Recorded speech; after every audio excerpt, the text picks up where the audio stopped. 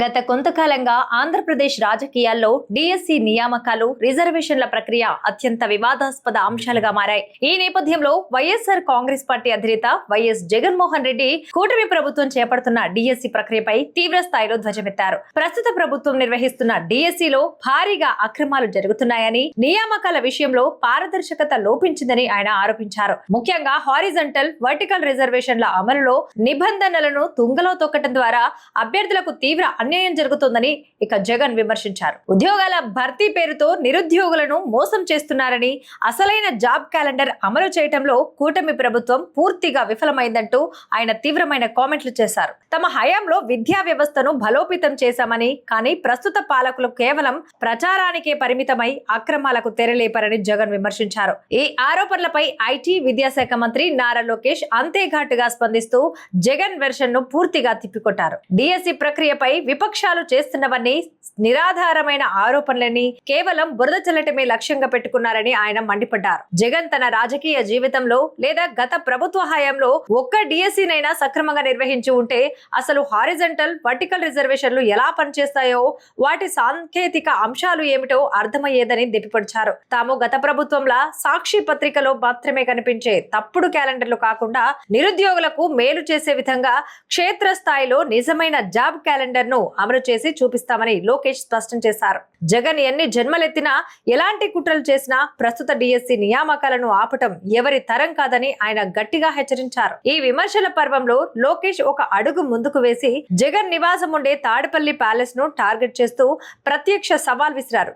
జగన్ ఇంటికి మా ఇల్లు కేవలం 200 మీటర్ల దూరంలోనే ఉంది. నేను ఇప్పుడు ఆయన ఇంటికి కూత పెట్టి దూరంలో నిలబడే మాట్లాడుతున్నాను అని లోకేష్ ప్రకటించారు. డిఎస్సి నియామకాల్లో ఎలాంటి అక్రమాలు జరగలేదని, ఒకవేళ ప్రతిపక్షానికి ఏమైనా అనుమానాలు ఉంటే సమాధానాలు చెప్పడానికి తాను ఎప్పుడైనా ఎక్కడైనా సిద్ధంగా ఉన్నారని స్పష్టం చేశారు. తమకు నిజాయితీ ఉంది కాబట్టే ధైర్యంగా నిలబడి మాట్లాడుతున్నామని, గొడ్డలి పార్టీ నేతల్లా ఇతరులపై బురద చల్లి ఆ తర్వాత పారిపోయే రకం తాము కాదని వ్యాఖ్యానించారు. ఈ సవాల్ను స్వీకరించే దమ్ము, ధైర్యం ఉన్నవారెవరైనా చర్చకు రావాలని ఆయన బహిరంగంగా ఆహ్వానించారు. ఇక రాజకీయ సంస్కృతి, మహిళలకు ఇచ్చే గౌరవం అనే అంశాలపై కూడా లోకేష్ విశ్లేషణాత్మక విమర్శలు చేశారు. తమ కూటమి ప్రభుత్వానికి మహిళల పట్ల ఉన్న గౌరవం ఎలాంటిదో నిరూపించడానికి ఒక ఉదాహరణను ప్రస్తావించారు. సోషల్ మీడియాలో జగన్ భార్య భారతిపై తమ పార్టీకి చెందిన ఒక కార్యకర్త అనుచితంగా పోస్టు పెట్టినప్పుడు చట్టాన్ని గౌరవిస్తూ సొంత కార్యకర్త అని కూడా చూడకుండా అతడిని అరెస్టు చేయించి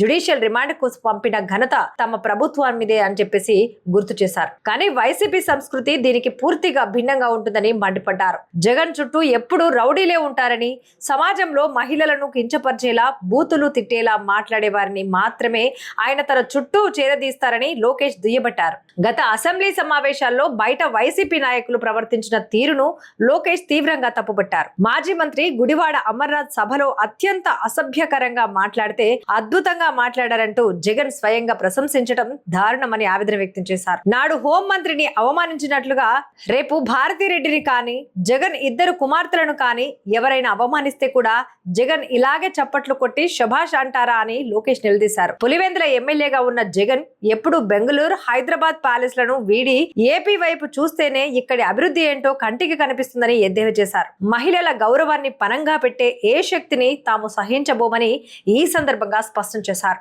ఈ రాజకీయ ఘర్షణ కేవలం డిఎస్సి పరీక్షల నిర్వహణకు మాత్రమే పరిమితం కాకుండా వ్యక్తిగత విమర్శలు, నైతిక విలువలు, రాజకీయ సవాళ్ల స్థాయికి చేరింది.